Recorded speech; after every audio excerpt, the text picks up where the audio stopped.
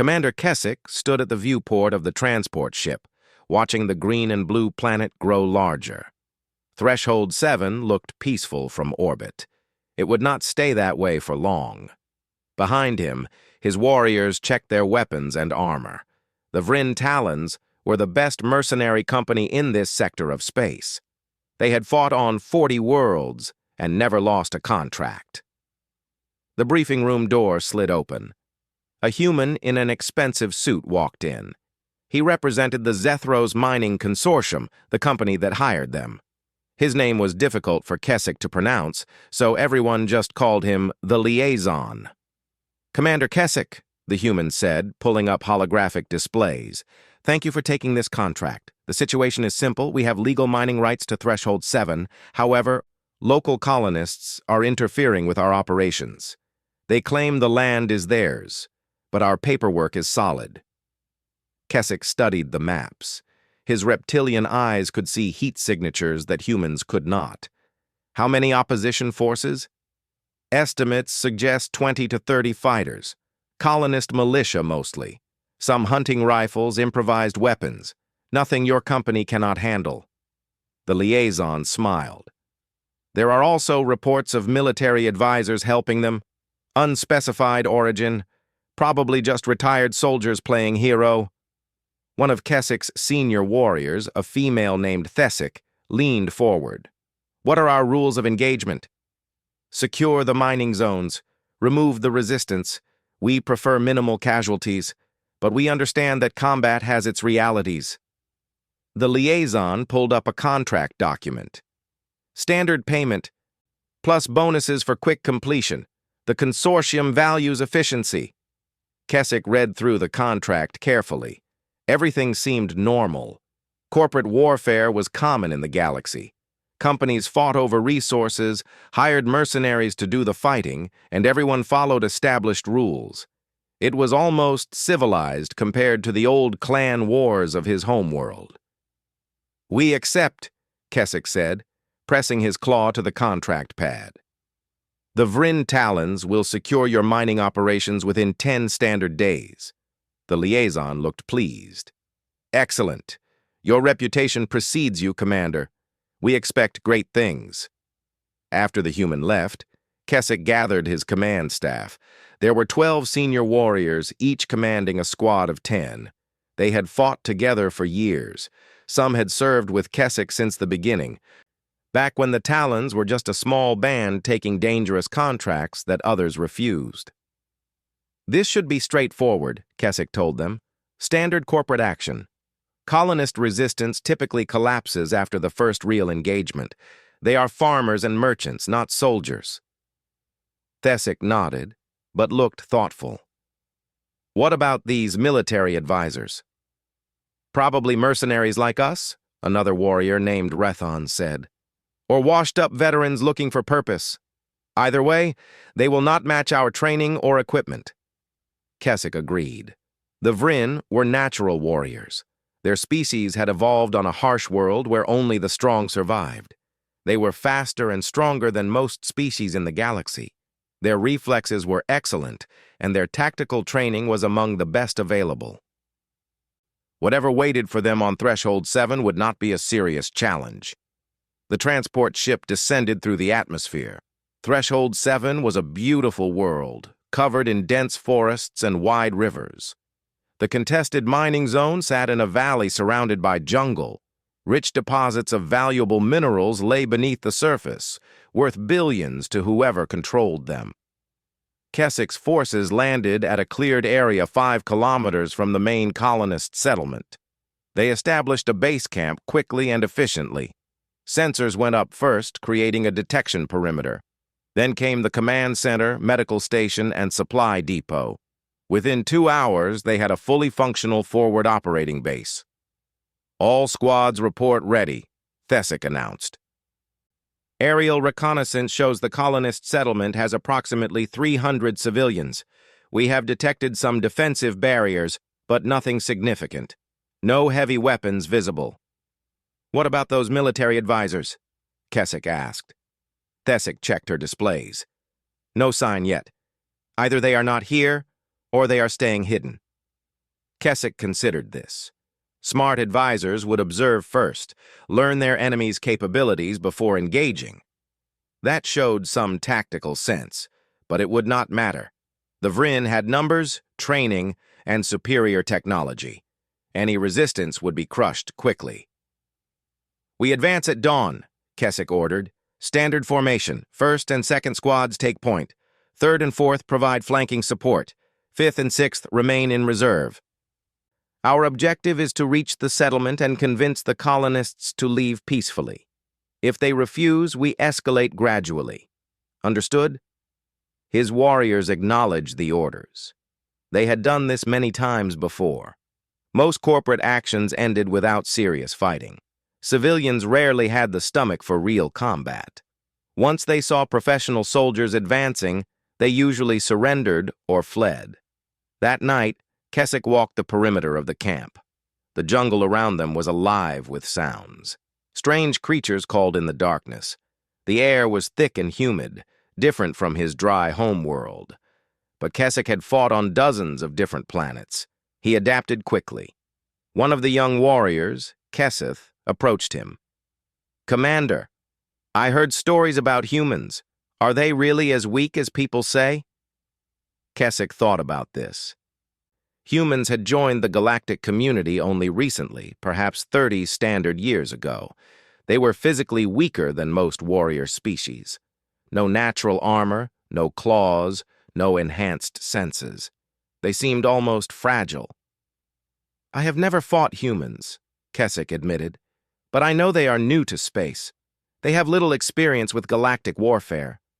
Why do you ask?" "The liaison was human," Keseth said. "I was just curious." Keswick placed a claw on the young warrior's shoulder. "Remember, being weak physically does not mean being weak in spirit. Judge every opponent by their actions, not their appearance. That is how you stay alive." Keseth nodded and returned to his post. Keswick stood alone, watching the stars. Somewhere up there, countless species lived and fought and traded. The galaxy was vast and ancient. The Vryn were just one small part of it, but they had carved out their place through strength and honor. Tomorrow they would add another successful contract to their reputation. The commander did not know that everything he thought he understood about warfare was about to change. He did not know that hidden in the jungle around him, watching through advanced optics, were soldiers who would teach him a completely different way to fight. He did not know that by this time next week, he would refuse to complete his contract. All Keswick knew was that dawn would come soon, and with it, battle. He was ready. His warriors were ready. The Vryn talons never failed. The jungle remained silent, keeping its secrets. Dawn came with mist rising from the jungle floor. Keswick's warriors moved out in perfect formation. Just as they had practiced countless times. The jungle was dense, but they had good maps and thermal sensors. The colonist settlement was only 3 kilometers away through the forest. They expected to reach it within an hour. The first kilometer passed without incident. Birds fled at their approach. Small creatures scattered into the undergrowth. The Vryn moved quietly for warriors in full armor, their training evident in every step. They were professionals doing a job. Keswick led the point squad, her sensors sweeping constantly. She had fought in jungles before, on a world called Praxia 4. That campaign had taught her to watch for ambushes, but her sensors showed nothing unusual, just plant life and small animals. Then everything changed. "Contact!" one of her warriors shouted, but there was no explosion, no gunfire. Instead, the warrior simply collapsed, clutching his leg. Keswick rushed to him, weapon ready, scanning for threats. The warrior was alive, conscious, but in pain. She examined the wound quickly.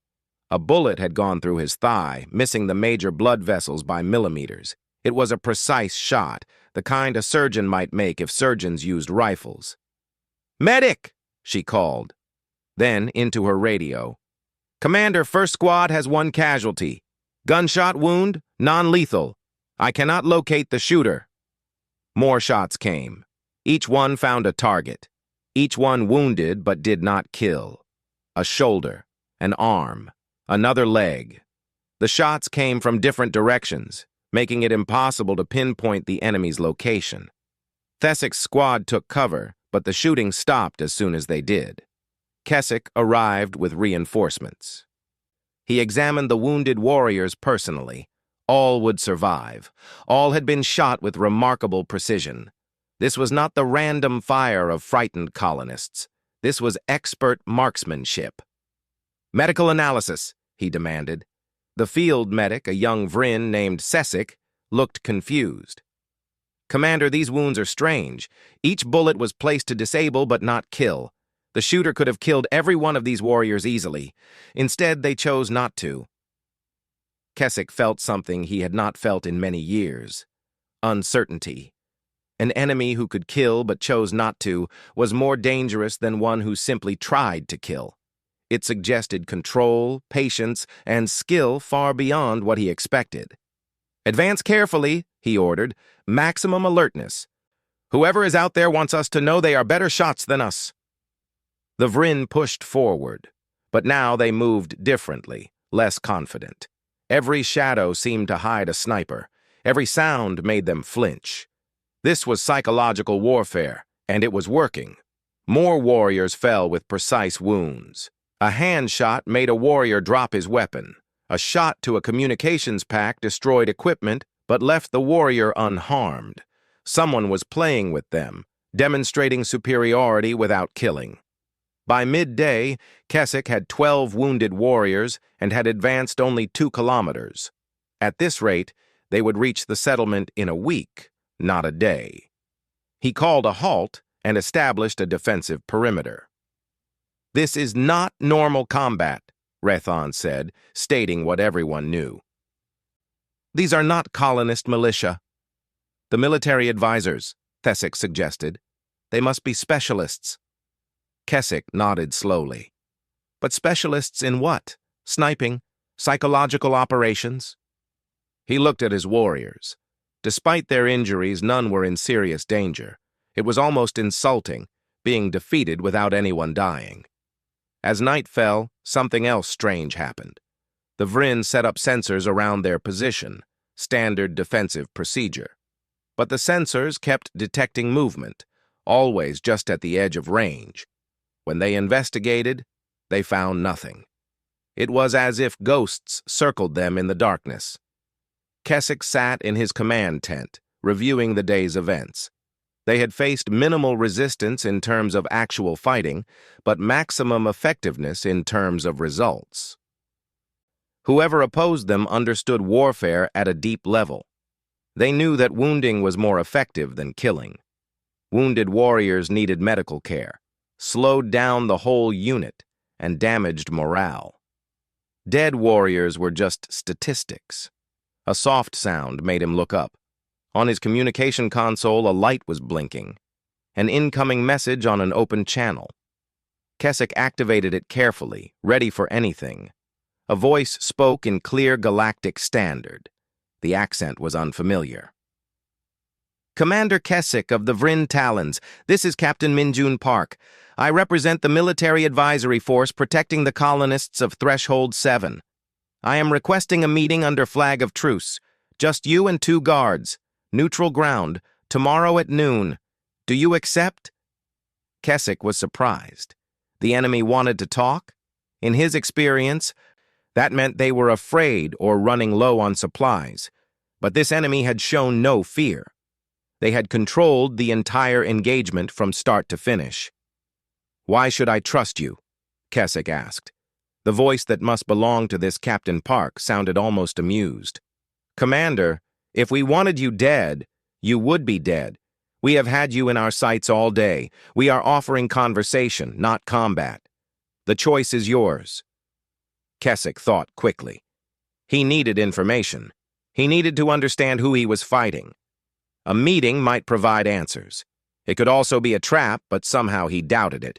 An enemy this capable would not need tricks. "I accept," Kessick said. "Where?" Park provided coordinates to a clearing halfway between the Vryn position and the settlement. Come alone with 2 guards.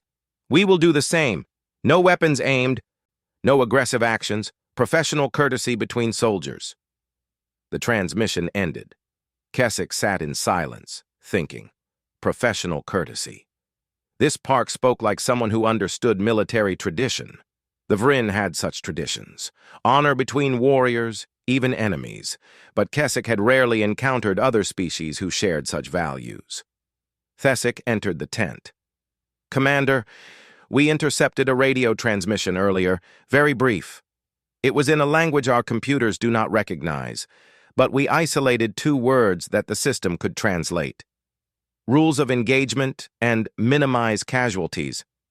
Keswick looked at her. They have rules preventing them from killing us? It appears so.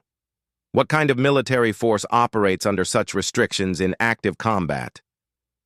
Keswick had no answer. In his experience, warfare was about victory. You won by defeating the enemy, usually by killing them. A military that chose not to kill when they could was something he had never encountered. Inform the senior staff, he said finally. Tomorrow I meet with this Captain Park. Perhaps we will get answers. That night, Keswick could not sleep. He kept thinking about the wounded warriors. Each wound had been perfect. Not lucky shots, but surgical precision repeated 12 times. And Park had said they could have killed everyone. Keswick believed him. The jungle was full of sounds, but underneath them, Keswick sensed something else. Watchers. People who could see in the dark, who moved without sound, who treated war like a game they had already won. He was used to being the superior force. Now, for the first time in years, he felt outmatched. But by whom? Who were these humans? Tomorrow he would find out. The clearing was small and peaceful, surrounded by tall trees. Sunlight filtered through the canopy, creating patterns on the grass. Keswick arrived exactly at noon with Thesic and Rethon flanking him. All 3 carried weapons but kept them lowered, respecting the truce. 3 figures waited on the opposite side of the clearing. They wore military uniforms in a camouflage pattern that seemed to shift and blend with the surroundings. Even standing in plain sight, they were somehow difficult to focus on. It was unsettling. The figure in the center stepped forward. He was human, shorter than Keswick, but moving with quiet confidence. His face was calm, almost friendly. He removed his helmet, revealing dark hair and eyes that seemed to notice everything. Commander Keswick, he said with a slight bow. I am Captain Minjun Park, United Nations Special Operations Command. Thank you for meeting with me. Keswick studied the human carefully.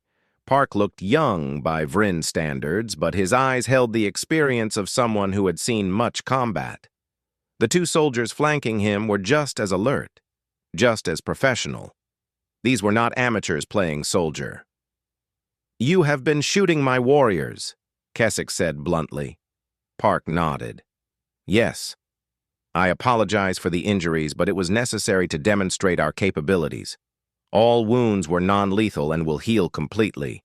We have medical supplies we can provide if needed. This confused Keswick. You apologize for shooting us, but you did it anyway? We needed you to understand the situation, Park explained. You are highly skilled mercenaries. If we had simply warned you away, you would not have believed us. Warriors respect strength, not words. So we showed you our strength. Park gestured to a fallen log. May we sit? This conversation will take some time. Keswick was not used to enemies being polite. But he nodded, and both groups sat, facing each other across a few meters of grass. It felt surreal, like a business meeting rather than a military confrontation. Let me be direct, Park said.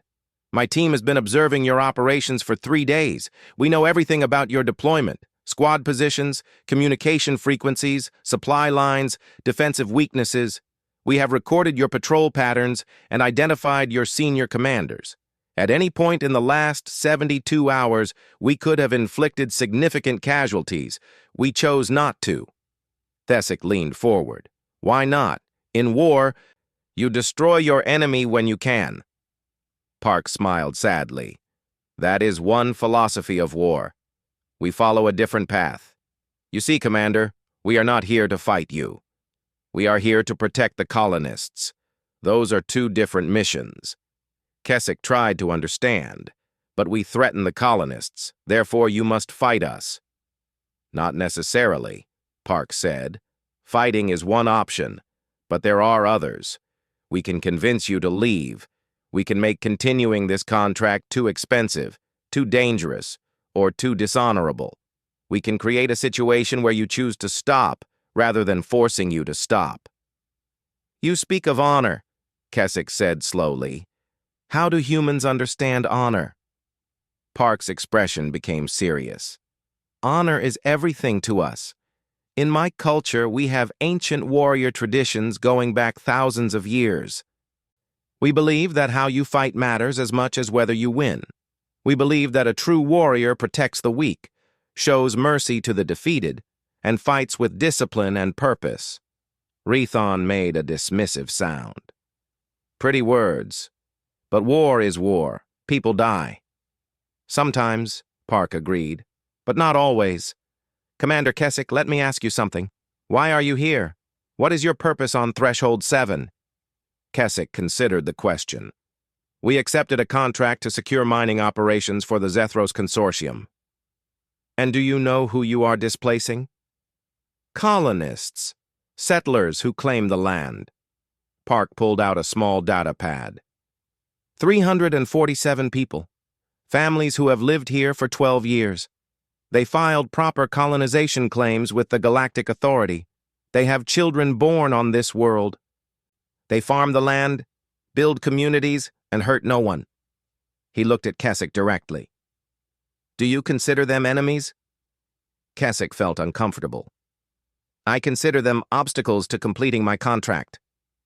But are they your enemies? Park pressed. Have they wronged you? Threatened your people? Attacked your homeworld? Or are they simply in the way of someone else's profit? The question hung in the air. Keswick had never thought about it that way. Mercenaries did not question contracts. They accepted jobs, completed them, and moved on. The reasons behind the job were not their concern. I see you thinking, Park said gently. That is good. Thinking warriors are wise warriors. He paused. Commander, let me tell you a story. 5 years ago, during the Kelthros uprising, a unit of Vryn mercenaries were trapped behind enemy lines. They were fighting for a government that had hired them, but that government abandoned them when things went badly. Those mercenaries were going to die. Keswick felt a chill run down his spine. He knew this story. Every Vryn mercenary knew it. Park continued. A human special operations team was in the area, working for the other side. They had no reason to help those Vryn warriors. In fact, helping them violated their orders. But the human commander made a decision. He said that enemy soldiers are not evil, they are just people doing a job. So his team extracted those 32 Vryn mercenaries and got them to safety. The Kelthros extraction, Keswick whispered. That is a legend among my people. It is not a legend, Park said quietly. It happened. The human commander who led that extraction was Colonel James Harrison. He was my commanding officer, my mentor. He taught me that we fight to protect people, not to kill enemies. He taught me that showing mercy is not weakness, it is strength. Keswick stared at the human captain. You learned from Harrison? He is famous among mercenaries, a warrior of great honor. He was the best man I ever knew, Park said. He died 2 years ago, not in combat, but peacefully, surrounded by family. His last words to me were, Remember, we fight so others do not have to. That is why we are here, Commander. Not to kill you, but to protect those colonists. Thesic spoke up. You could have ambushed us when we landed. Why this elaborate display? Park looked at her with respect. Because I hoped you would understand. Because I believed that Vryn warriors, with your traditions of honor, would see the truth when shown it clearly. You are not our enemies. You are simply doing a job.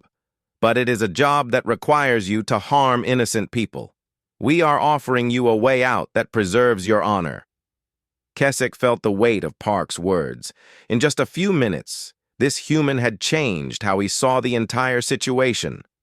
The colonists were not faceless obstacles. They were families, people with lives and rights. The Vryn were not noble warriors on a righteous mission.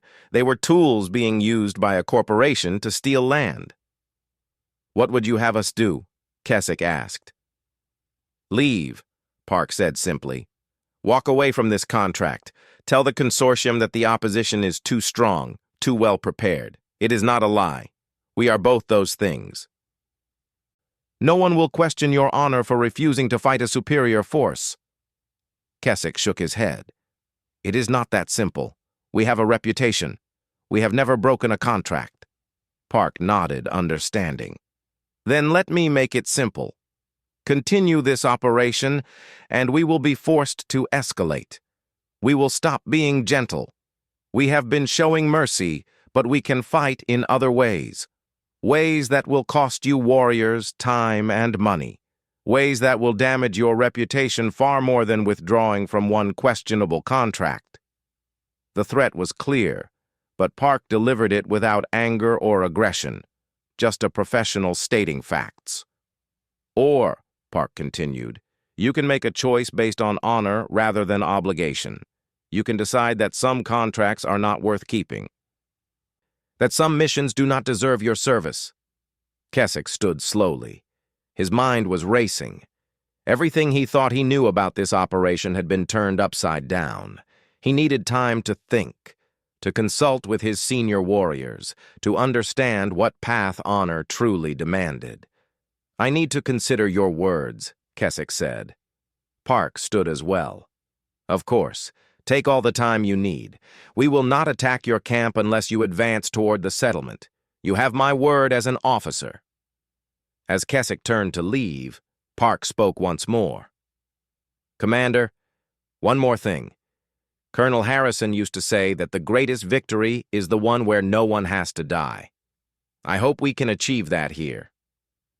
Keswick looked back at the human captain.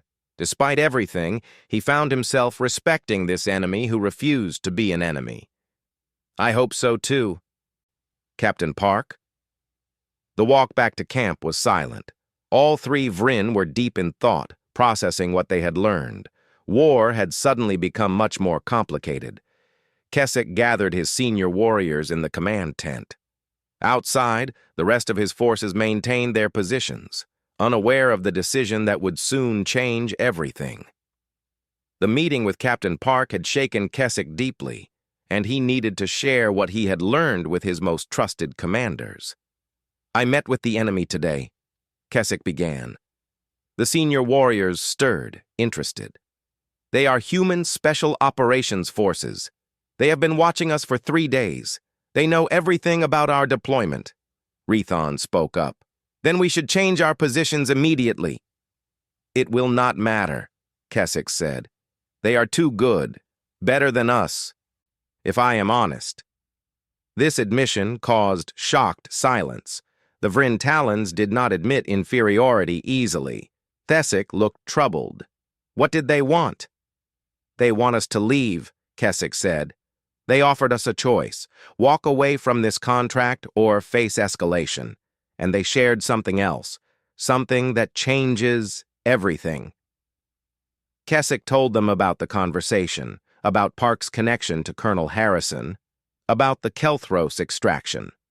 He spoke of the human philosophy of fighting to protect rather than to destroy.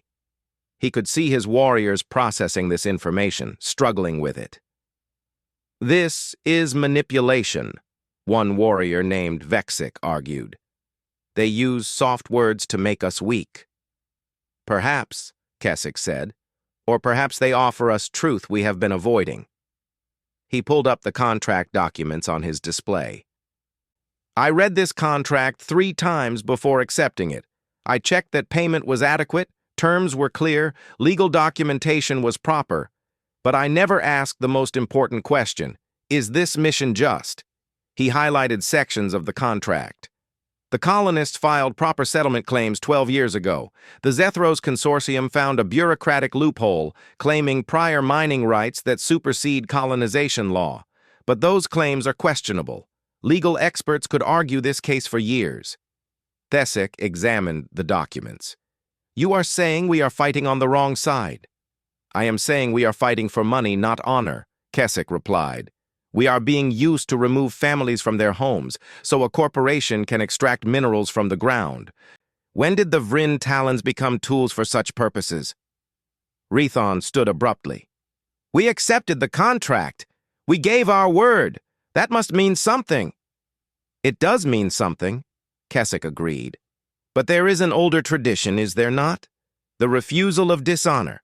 Our ancestors created it for exactly this situation. Silence fell over the group. The refusal of dishonor was ancient Vryn military tradition. It allowed warriors to void contracts that violated fundamental honor. But it had not been invoked in generations. Using it meant admitting that a contract was morally wrong. While his commanders debated, something strange happened outside. A supply drone returning to camp suddenly fell from the sky, hit by precise gunfire. Warriors rushed to investigate. The drone was intact except for its engine, shot through its central processor.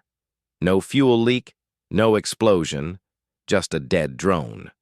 Then, an hour later, medical supplies appeared at the edge of camp. Crates of bandages, antiseptics, and pain medication were stacked neatly with a note in Galactic Standard. For your wounded, get well soon. Keswick looked at the supplies, then at the destroyed drone. Message received. We can hurt you, but we prefer to help you. It was psychological warfare of the most effective kind. That night, another incident occurred. The water purification system failed.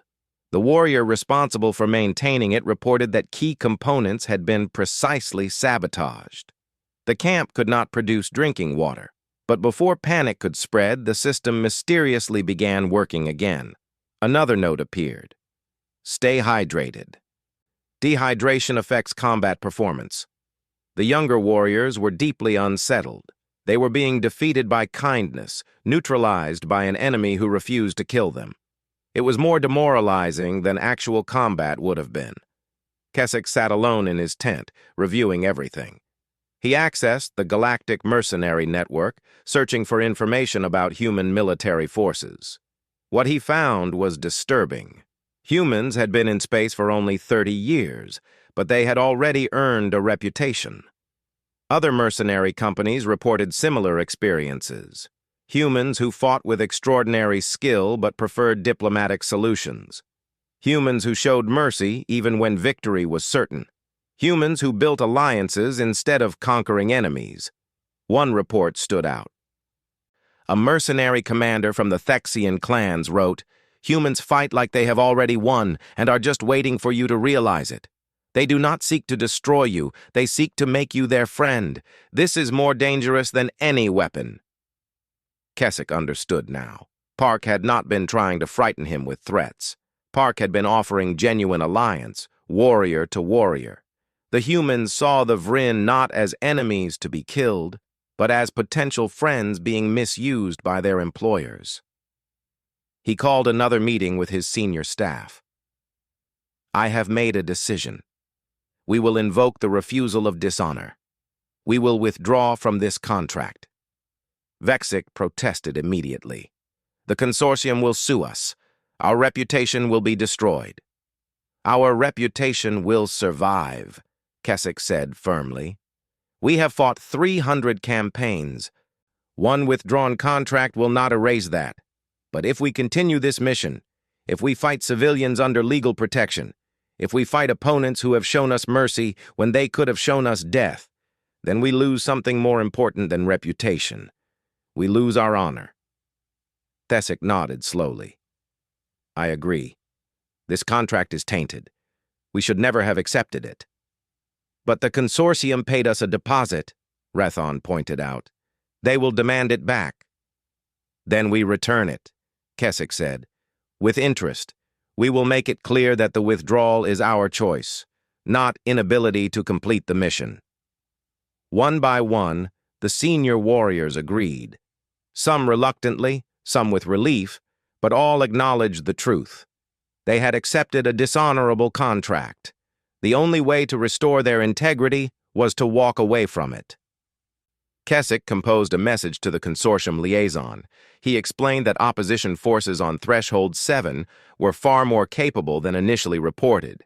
He stated that continuing the operation would result in unacceptable casualties.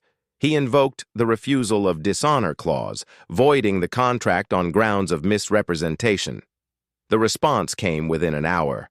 The liaison was furious. He threatened legal action, demanded they honor their agreement, claimed they were destroying their reputation. His anger confirmed what Keswick already suspected. The consortium knew the contract was questionable and had hired mercenaries specifically because they would not ask difficult questions. "Tell him," Keswick instructed Thesic, "that the Vryn Talons have fought for 3 centuries. We can afford lawyers. We can afford legal battles. What we cannot afford is dishonor. The contract is void." As word spread through the camp, reactions were mixed. Some warriors were relieved, others felt they were admitting defeat. But all understood that their commander had made a decision based on ancient tradition and warrior code. That commanded respect, even from those who disagreed. Keswick sent a message to Captain Park. "We are withdrawing from Threshold 7. The contract is void. I request one final meeting to discuss our departure." Park's response was almost immediate. "Understood and respected, Commander. Meet me at the same location tomorrow at dawn. I will bring tea. In my culture, important conversations are shared over tea." That night, Keswick felt something he had not felt in years. Peace. The decision was made. Honor was preserved. They would leave this world without killing anyone, without being killed, and with integrity intact. But he also felt curiosity. What was tea? And what would Park say when they met again? Tomorrow would bring answers. Tonight he would tell his warriors to prepare for departure. The Vryn Talons were leaving Threshold 7, not in defeat, but in dignity. It was the right choice. Keswick was certain of that. Dawn came with fog rolling across the clearing. Keswick arrived to find Captain Park already there, sitting on the same log from their previous meeting.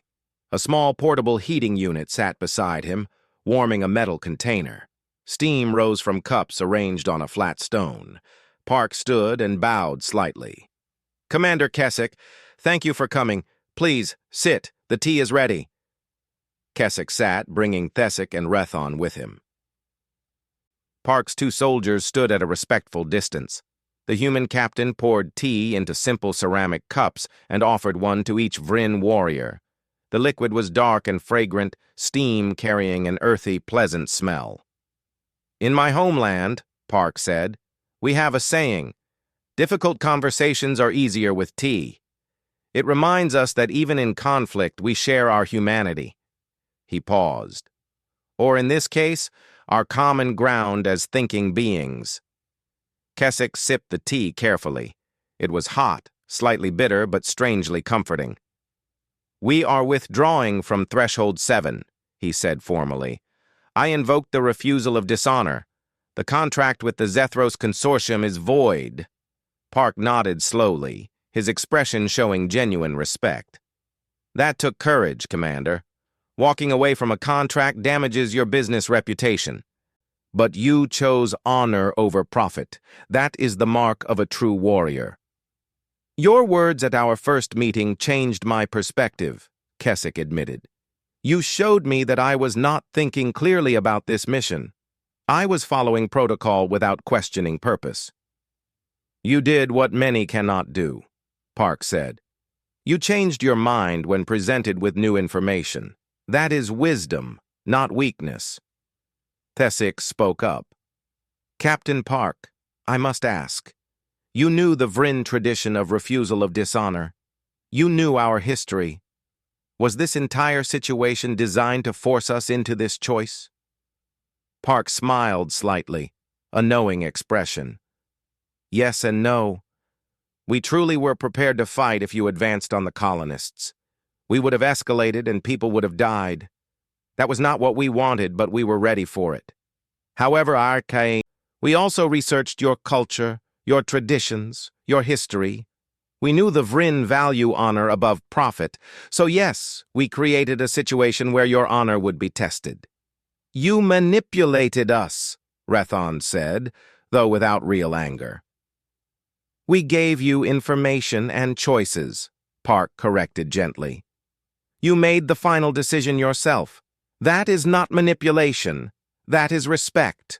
We believed you were capable of making the right choice when shown the truth. We were correct. Keswick considered this. Park was right. The humans had not forced anything. They had simply revealed what Keswick should have seen from the beginning. You fight wars by avoiding fights, he said, by winning before the battle begins. It is an ancient strategy from my homeland, Park said. A philosopher named Sun Tzu wrote about it thousands of years ago. The supreme art of war is to subdue the enemy without fighting.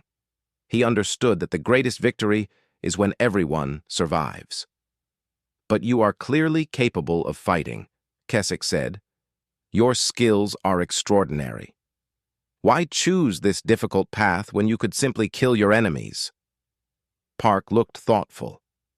Because every person we do not kill is a person who might become an ally tomorrow. Because war should serve a purpose beyond itself. Because we believe that how we achieve victory matters as much as victory itself. He paused.